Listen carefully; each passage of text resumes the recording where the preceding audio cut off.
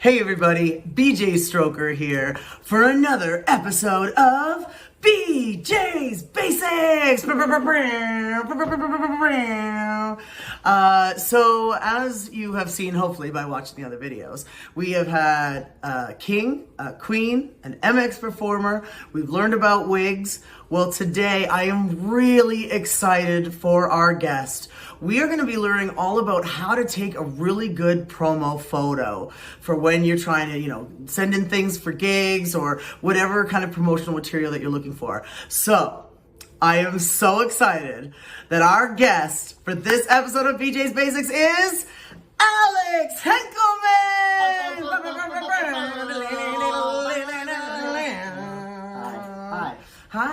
Hi.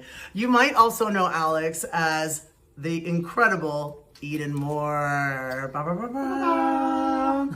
Thank you so much for doing this episode of BJ's Basics. I think it's like, as a producer and someone who makes posters, and I know you do the same thing, yep. There's sometimes where you get pictures that you're like, I don't know how to make this work. Yeah. In the poster, and and don't get me wrong. We all got to start somewhere. I get it. So hopefully we can, talk to Alex, get a couple of tips and tricks on things that we can try and do or think of when we either want to do a photo shoot or at least like at home, and we're trying to set up, just a little shot with our phone. Like, what are some things that we can think about, like, to try and get the best picture possible to work with? Yeah. But first, I think it's really important, how did you get into photography? Like, did you just one day go, oh, look, camera? Basically. Yeah. Seriously? Yeah. Well, during university, I needed extra money and I had a camera. I bought a cheapy little camera and I took really shoddy, bad headshots for my theater student peers. We had to audition for second year to stream into acting and they wanted a headshot, and these were all broke university students. So I was like, for $30, I will take a photo. And were they worth $30 at the time? They paid it. So, and then I had this dabble in photography from there, and then 3 years ago I registered for a business license. So now I pay taxes on my photography. Yay, taxes artists! Yay, government! And then I've been, just doing drag photography, event photography, and mainly business and acting headshots for about 3 years now.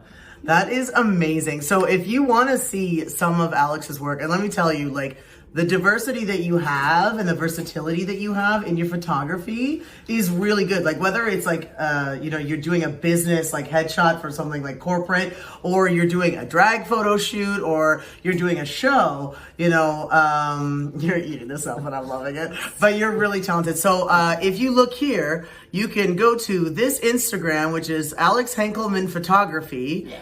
On Instagram. You can also can we see some of your work on the Garden of Moore as well? Not really. I mean, there's photos I've taken in studio of myself, but not like my work. Yeah. Well, I mean, you're a drag artist, and as a community, we should all support each other. So, once again, Alex Henkelman Photography, please follow, and as well, the Garden of Moore. Yeah. And actually, I think it's really important. Please follow Alex/Eden, because you actually went through quite a bit with Instagram taking your page down. Yeah. And that was a lot of your art that got lost. So please go and follow those things. Okay, so let's start sort of like from the beginning, Alex. Like, so we're going to look at this in two different ways. Like, I want to look at it as in, we're going to take a picture at home because we can't afford a photo shoot yet, which is respectable. It took me a long time to afford my first one. Yeah. And then what I'd like to do is kind of talk about, if you're going to go to a professional shoot, what are some things to kind of prep for, so that for you as the photographer, how can we make your life a little bit easier and make that photo shoot as awesome as possible? So let's start at, the basics.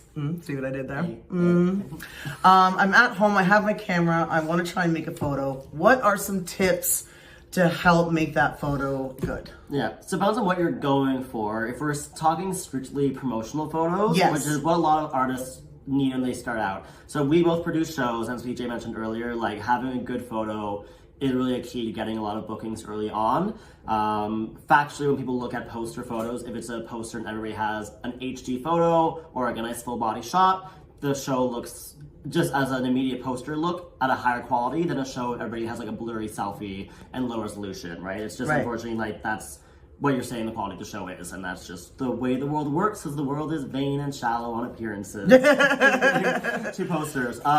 So as a drag artist, you don't need a lot of super well-lit HD promo photos, but you need at least one or two to send to producers when you're saying, hey, please book me, or when you get a booking and they say, please send a photo for the poster, you have some options. But yeah, they can be expensive, and I know a lot of photographers in the city, including myself, run promos often for drag artists, but you know, the economy is...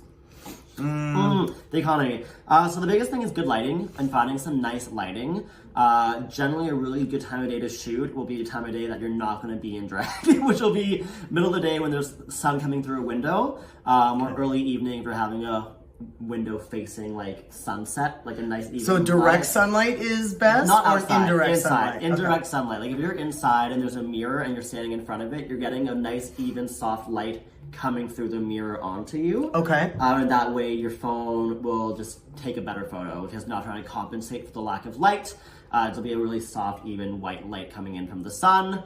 Obviously in the summer you get a bit more leeway for when that time of day is. In the winter though, it's going to be like, you'll be getting ready pretty early for drag. But that even lighting means like your eyes pop more, you see more of the outfit, the colors pop better. And yeah, the way cameras work is that the less light there is for a photo, the grainier the shot looks. Cause it's called, basically the camera's compensating, so it lets more light in, but it makes the photo grainier at the same time. Which is why oftentimes you have those bar selfies at night and it looks so resolution. You don't know why. That's why. That actually makes a lot of sense. Now, you mentioned color.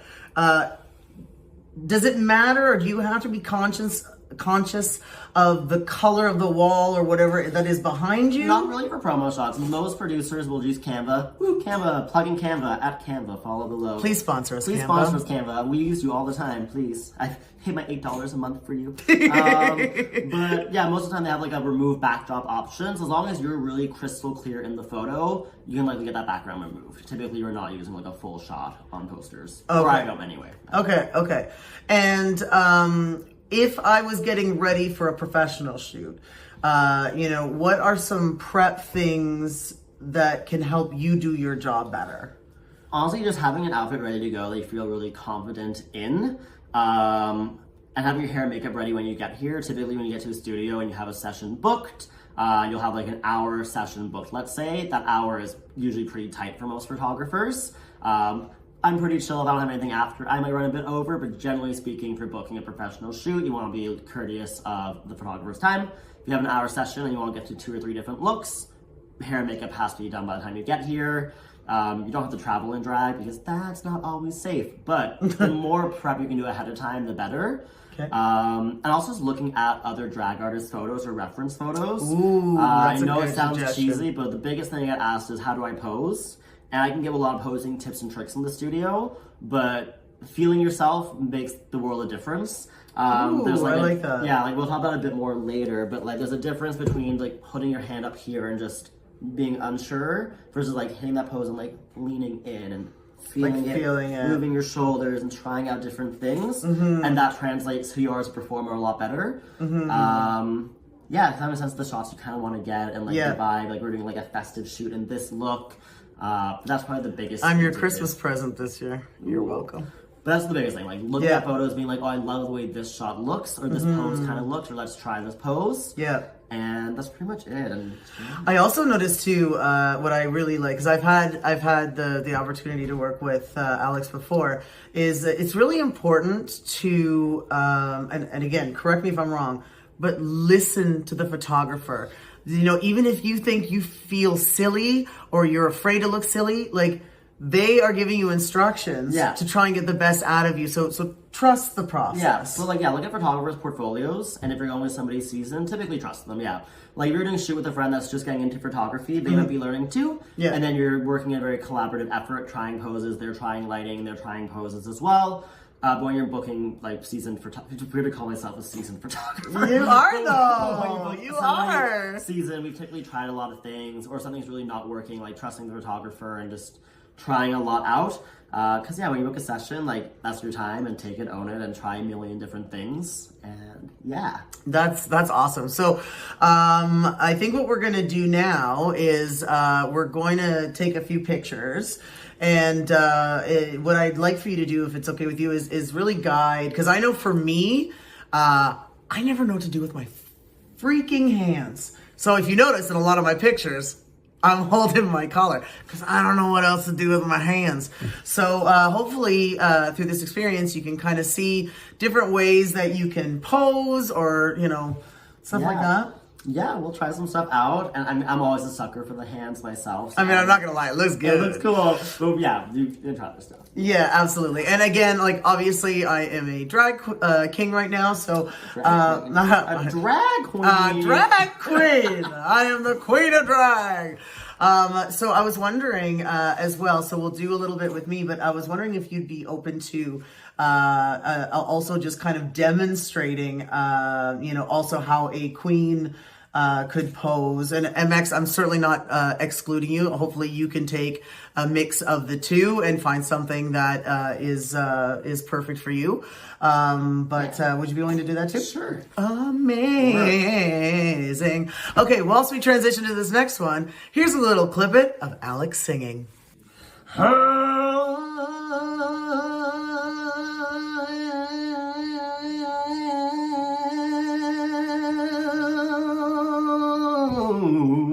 Wasn't that song absolutely incredible? Okay, actually, we have to back up here. So the only reason I wanted to stop and redo this here is Alex started talking about like what the different things on the camera mean, like ISO. I know I've seen it. Yeah. I don't know what it does. So if someone is trying to take some pictures, could you just kind of give a brief overview of like what all those things mean? Yeah, for sure. So there's 3 different things on the camera that you'll look at primarily when you're starting out with photography. There's your shutter speed, your ISO, and your aperture. Shutter speed is basically self-explanatory. It's how quick your shutter's going on your camera, so how long light's being let in for a photo. So typically for things like drag and live performance, you want to keep a really low shutter speed, like 1/800th, 1/400th of a second. So that way you can really, like, those are examples depending on the event you're doing, but it keeps shots really crisp. Things like studio, you can typically keep a lower shutter speed, like 1/200th using strobe lighting like we're using today, because people aren't moving typically as much in a studio photo shoot. Then you also have your aperture, which basically is how much light's kind of being let into the camera. I forget, they all sound very similar, but they're different. But it's kind of more the depth of field. So if you see a photo with a really blurry backdrop, it's usually gonna be a low aperture, like 1.8 to 2.8. Or if you want something like a really sharp photo, like the entire photo to be sharp, you might do like aperture like 8, 9, 10, what have you, 16 sometimes, I mean like really crazy.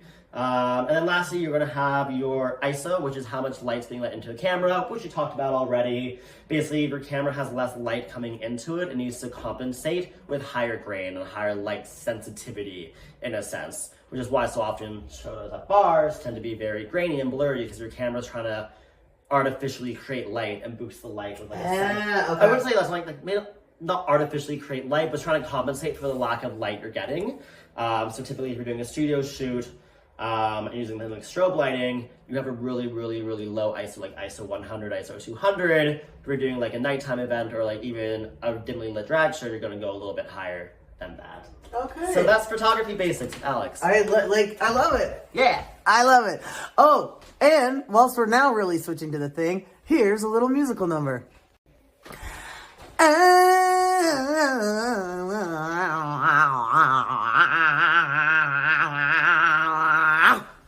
Oh my God, wasn't that musical number incredible? All right, so what we're gonna do now is we're gonna, I guess, I'm just gonna listen to you, direct me, and For sure. take it from there. Because right now I just feel like, oh God, Yeah, please don't die on the paper. because we don't have the insurance for that. Yeah. Alright, posing. Hi, it's me again, Alex. Hi. So typically with photos, you're gonna have kind of main 3 ranges of photos that you're doing. For portraits, you can do the headshot, which is like a tiny like 8x10 of a face. So you have like a really beautiful mug you want to show off. You might want to get like a headshot portrait, beautiful lighting, some under lighting to show off that. You can do like a 3/4 shot, which is kind of like mid-leg or like mid-waist to the face. This is more like a nice torso up shot. These tend to frame really well on a lot of posters that are just doing mid-torsos up. Keeps it nice and crisp and keeps the details of the mug and the upper outfit. Or you can do like a full body shot as well, which is, again, self-explanatory. It's a full body shot where you can just hang out in the studio and have your entire outfit shown. So they all have their benefits, and it's always good to have a mix of kind of all three if you have a look that you want to show off. Okay. We will do some 3/4 and full body shots right now. Okay. BJ, won't do any headshots unless you want some headshots, but we'll do mostly 3/4 and full body shots. Yeah, I just want everyone to have an opportunity to kind of like, where do I start? What do I do? You slay the house down, boots. Sorry. Alrighty, so posing tips. As we said earlier, the big thing of posing is just really feeling your fantasy and feeling yourself. Okay. I get more into queen posing in a little bit. But there's a difference between more masculine presenting posing and feminine presenting posing. But it all really does come down to like feeling yourself and knowing how to pose and what makes you feel really confident in yourself. Some really good basics to consider are like creating lines and silhouettes and shapes with your body, more so for queens, like creating like triangles with your arm, creating like a center of focus in the middle, doing a nice lean to the side, nice lean back. That's more like a queen pose. For kings, we can kind of channel the same thing, but just confident pose. A bit more rigid. A little bit more rigid. The look that I like is a very masculine man. So. Masculine bro. Yeah. Yo. So is this a good one to start with? Like, I kind of have a hand in the pocket and one on the lapel. Yeah, that's a good one there. You want to just lean a little bit towards me as well from the waist. From the waist, like lean forward? Yeah, a little bit, yeah. Work. And chin down a little bit for me too. Fantastic.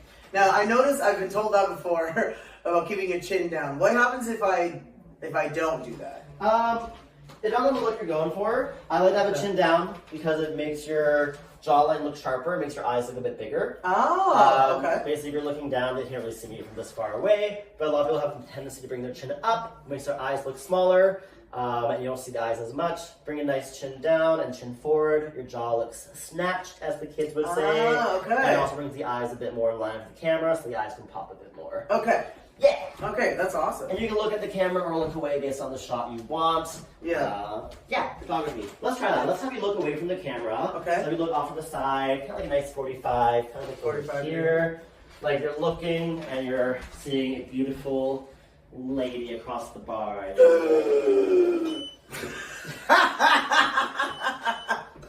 Blackmail shot.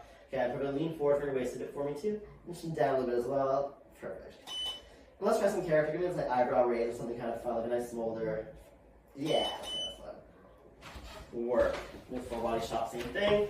Let's create like a nice powerful position. So if you're trying to create like a really strong pose, legs apart are great for kings. In this regard, it makes the body just look very powerful and grounded. Okay. You can always do like a nice walking shot as a king too. Like walking shot, like just take a step? Yeah, and like kind of lean back and forth and pretend to walk is always nice too. Let's try it. Yeah, it can be kind of fun for a posing option. Again, the thing with posing is like you want to try a lot of different poses while you're in the studio. Yeah, because I feel stagnant sometimes. I'm like, I do this, and I do this. Yeah.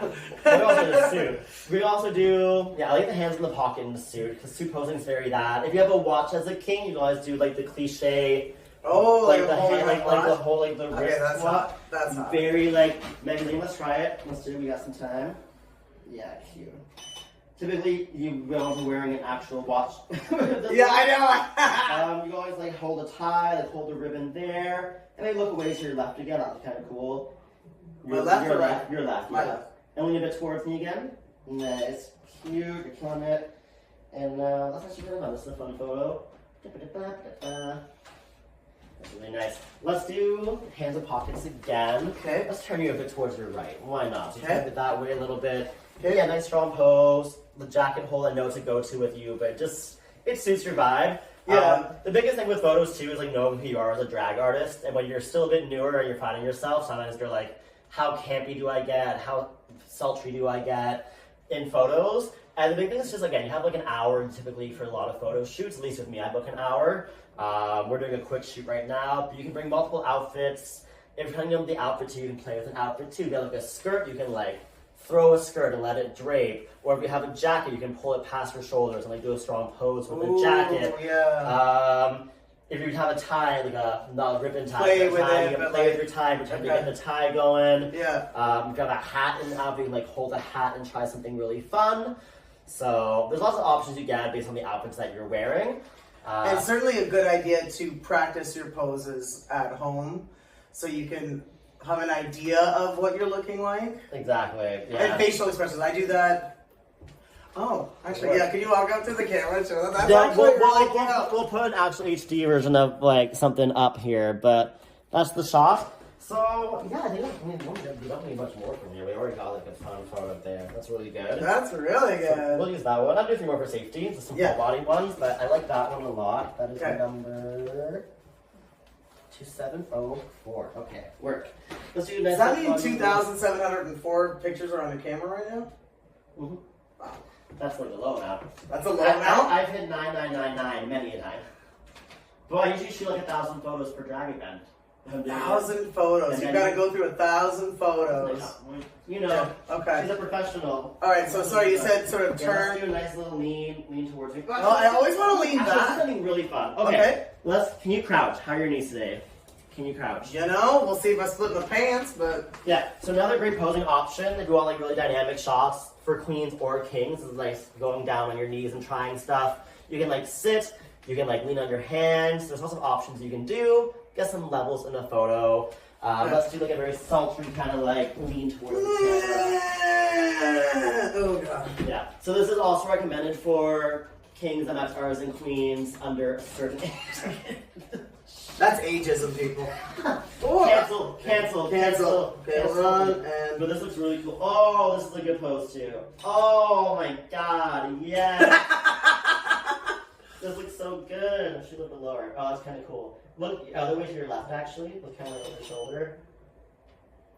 And you just flex a little bit more core. Keep your jacket a bit more closed. Perfect. You can edit out my belly. And look back to your left again. This looks dope. Oh, that looks so good. Okay, can I get up? Oh god. Oh. Okay, that's actually really cool. It's a fun little like crouching shot and add some layers to photos. We'll share that one too on the. You'll edit that and add a photo somehow. Yeah. I want to make it look cool. And that's some basic posing with Eden for Kings. Yeah, and now we're gonna come back after this little message of amazing singing, and we'll be right back.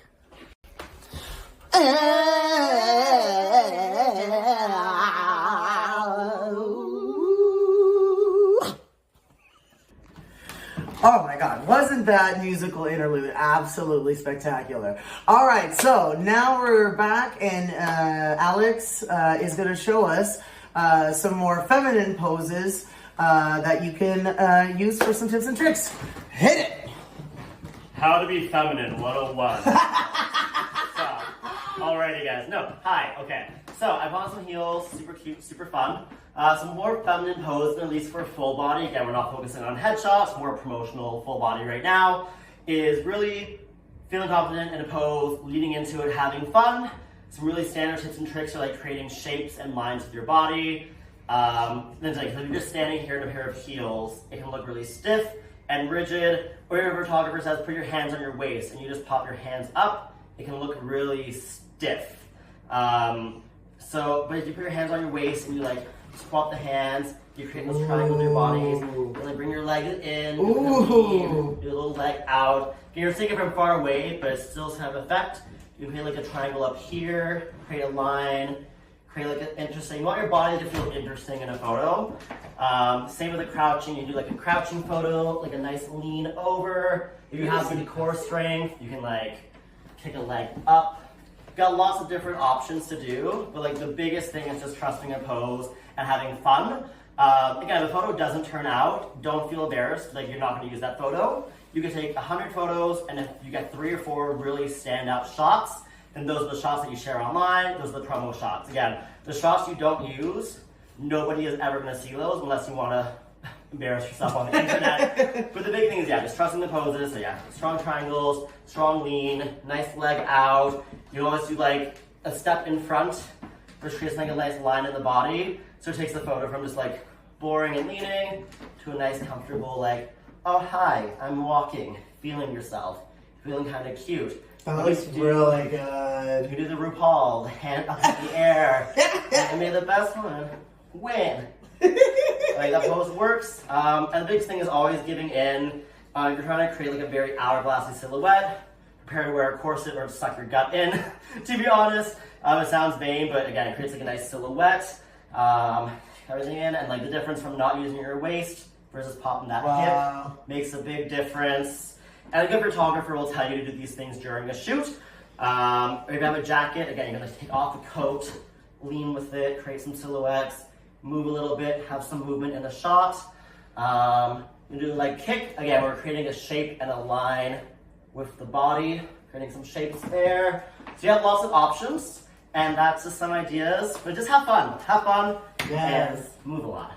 Yes, that was so good.